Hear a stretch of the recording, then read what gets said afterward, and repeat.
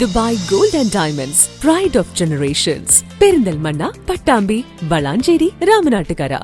കാഴ്ചയുടെ വസന്തമായി ഓങ്ങല്ലൂർ കടപ്പറമ്പത്തുകാവ് ഭഗവതി ക്ഷേത്രത്തിലെ വേലമഹോത്സവം.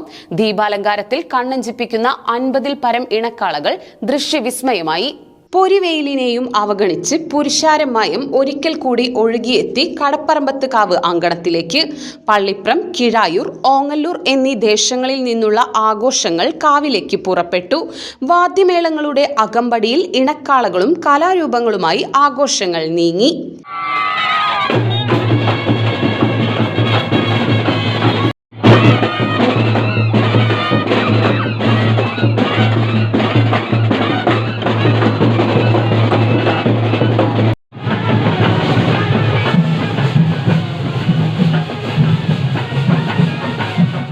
റോഡിന് ഇരുവശവും കാവങ്കണത്തിലും പുരുഷാരമായും തടിച്ചുകൂടി. രാത്രിയോടെ ഓരോ ദേശങ്ങളിൽ നിന്നുള്ള ഇണക്കാളകൾ ഭഗവതിയെ തൊഴുതു വണങ്ങി.